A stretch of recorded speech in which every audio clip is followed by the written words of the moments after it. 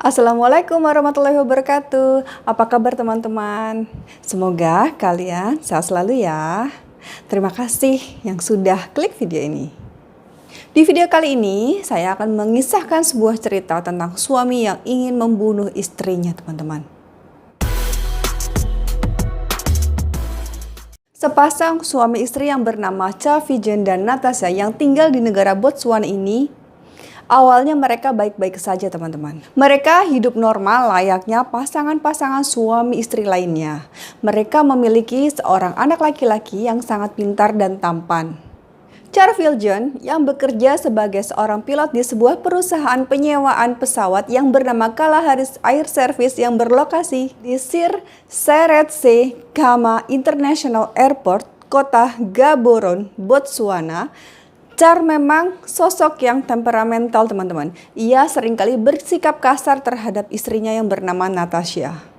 Salah seorang sumber teman Charles yang tidak ingin disebutkan namanya ini bercerita bahwa beberapa bulan terakhir ini Charles sering sekali membuat postingan-postingan di akun Facebooknya jika Charles berteriak-teriak kesakitan.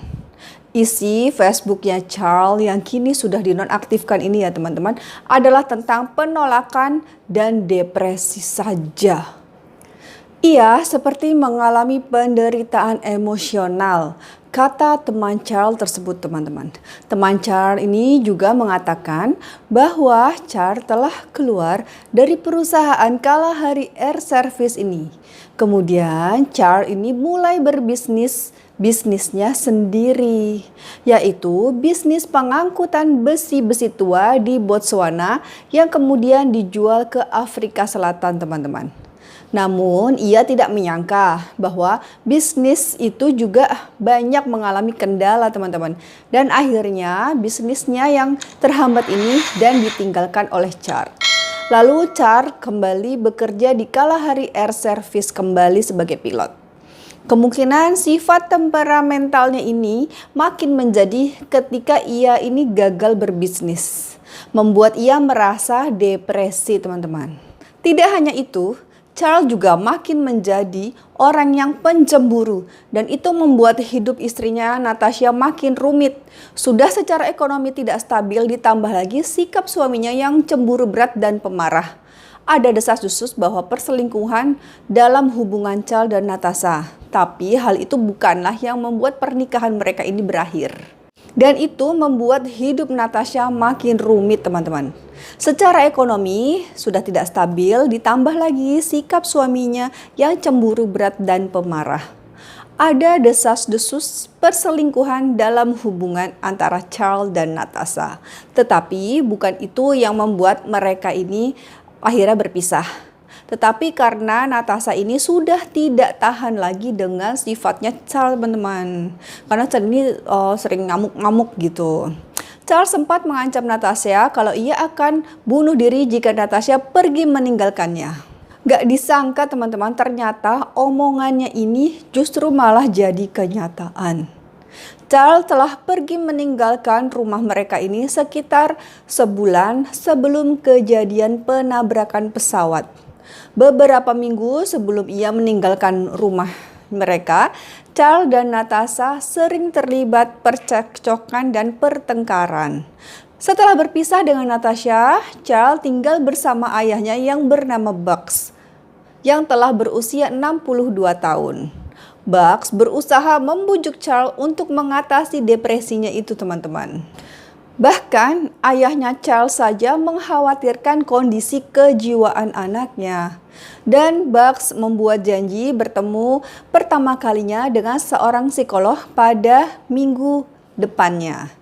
Setelah si Charles ini pindah ke rumah Bugs. Masalah pernikahan Charles dimulai dari akhir tahun lalu, kata Bugs. Tapi dia bersikeras bahwa itu bukan hasil perselingkuhan, melainkan masalah keuangan atau ekonomi. Putra saya ini mencintai istrinya sampai akhir dan berjuang keras untuk menyelamatkan pernikahannya, ucap Bugs kepada psikolog. Seperti semua orang, dia memiliki kesalahan sendiri. Dia terkadang bisa mendominasi dan bombastis, tapi dia bukan monster yang sekarang dibuat orang, kata Bugs. Seorang teman Charles mengatakan banyak orang mengkhawatirkannya, tapi memang tak ada yang bisa menyangkal bahwa dia telah berubah akhir-akhir ini. Dia telah menjauh dari semua orang dalam hidupnya. Mungkin karena dia kehilangan Natasha, seorang teman Charles mengatakan banyak orang mengkhawatirkannya. Tak ada yang menyangkal bahwa dia telah berubah akhir-akhir ini. Kali ini kita masuk ke kronologis peristiwa penabrakan pesawat ya teman-teman. Pada suatu hari ini, Natasha diundang ke sebuah acara pesta baby shower temannya di sebuah clubhouse yang bernama Matsieng Flying Club di daerah Rasesa dekat kota Gaborone. Charles Viljoen menelpon Jean de Wet ketika ia sudah berada di dalam pesawat yang sedang menuju clubhouse teman-teman. Salah satu pemilik Matsieng Flying Club ini. Dia ingin tahu keberadaan istrinya Natasha. Apakah benar kalau istrinya itu benar-benar ada di bangunan itu atau di clubhouse tersebut? Dia di sini, di clubhouse, jawab Zan. Katakan padanya untuk berdiri di landasan. Saya akan menunjukkan sesuatu kepada Anda semua, kata Charles Viljoen di telepon. Menurut saksi mata, Viljoen sempat datang ke pesta itu meskipun dia tuh tidak diundang teman-teman. Di sana dia terlibat percakapan dan pertengkaran lagi dengan Natasha hingga menjadi tontonan para pengunjung lainnya. Nah, pada saat itu Viljoen sempat memukul istrinya teman-teman. Ketika itu pula para pengunjung ini membela Natasha. Dia bertengkar dan benar-benar memukul istrinya. Semua orang menghinanya karena tidak layak memperlakukan seorang perempuan seperti itu, kata seorang saksi. Setelah itu ia memukul Natasha. Viljoen pergi ke bandara Sir Sarace Khama yang berjarak sekitar 50 km dari klub. Kemudian di sana ini mencuri sebuah pesawat Beechcraft Super King Air B200 yang bermesin ganda. Nah, di bandara ini teman-teman, Charles masuk ke pesawat ini tanpa izin. Masih belum diketahui kenapa kok dia bisa sampai masuk ke pesawat tanpa izin dengan tepat teman-teman. Tetapi dapat dilihat bahwa dia memiliki motif yang jelas, yaitu ingin membunuh istrinya. Hal ini bisa dianggap sebagai pembunuhan berencana. Karena apa? Karena jika ia hanya ingin bunuh diri, maka Charles ini pasti akan memperingatkan kepada semua orang untuk meninggalkan clubhouse tersebut. Tapi dia justru tidak memperingatkan kepada siapapun. Pesawat dengan 8 tempat duduk itu diterbangkan oleh Charles menuju clubhouse dari bandara. Saat pesta tersebut ada sekitar 60 orang tamu di dalam bangunan. Zan dapat mendengar suara mesin pesawat mendekat dan semakin kencang teman-teman. Beberapa saat kemudian Beechcraft King Air B200 ini muncul menukik sangat rendah di atas jalur udara. Salah seorang tamu ini ada yang berteriak, ini Charles, dia bilang kayak gitu. Pesawat membuat lintasan rendah di atas lapangan terbang dan bangunan clubhouse teman-teman. Lari, bawa anakmu lari, dan lari. Pria-pria lain juga berteriak ketakutan. Natasha yang waktu itu berumur 32 tahun meraih tangan putranya yang masih berusia 7 tahun dan berteriak dan mulai berlari. Semua orang melarikan diri ke arah yang berbeda-beda. Ada yang berlindung di balik bangunan, ada yang berlari ke padang rumput, ke lapangan. Pokoknya tuh para tamu tuh akhirnya kocar-kacir semuanya berlari keluar bangunan clubhouse teman-teman. Lalu terdengar ada suara ledakan yang sangat dahsyat yang memekakan telinga saat pesawat menabrak bangunan clubhouse dan api yang membumbung tinggi teman-teman. Dari jarak beberapa ratus meter, Natasha menyaksikan dengan ngeri saat api melahap bangunan clubhouse teman-teman. Dia tahu bahwa Charles yang pada saat itu berumur 37 tahun ada di dalam pesawat itu. Satu-satunya pikiran yang terlintas di benaknya adalah dia sudah mati, suamiku sudah meninggal. Tetapi syukurnya 60 orang lainnya ini, tamu-tamu ini lolos teman-teman dari nasib yang sama. Tidak hanya bangunan clubhouse saja yang hancur lebur ditabrak oleh pesawatnya Charles, tapi juga ada 13 mobil ini ikut terbakar. Bahkan menara pengontrol lalu lintas udara atau ATC juga hancur, teman-teman.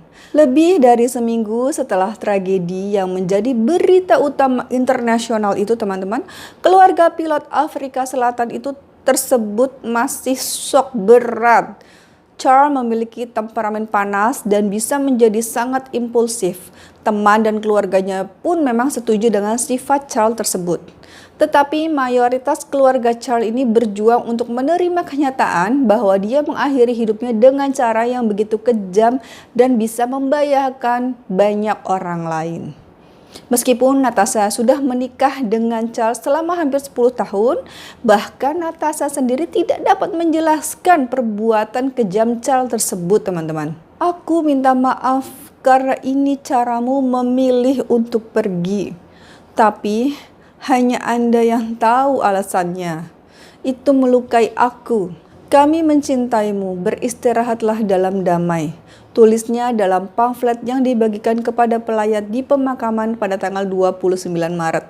Dan pamflet yang sama, putra mereka menulis, "Aku berharap bisa melihatmu sekali lagi, Ayah. Aku menangis setiap hari. Aku mencintaimu, Ayah." Nah, itulah teman-teman sebuah kisah nyata tentang seorang suami yang ingin membunuh istrinya dengan cara menabrakkan pesawat ke sebuah bangunan di mana istrinya ini sedang berada. Terima kasih sudah nonton videonya sampai akhir. Semoga kalian bukan enjoy ya, karena ini peristiwa yang sangat mengerikan. Mudah-mudahan ada pelajaran yang bisa kita petik dari peristiwa ini ya teman-teman. Terima kasih, jangan lupa like, jangan lupa subscribe, dan share videonya ke teman-teman kalian. Assalamualaikum warahmatullahi wabarakatuh.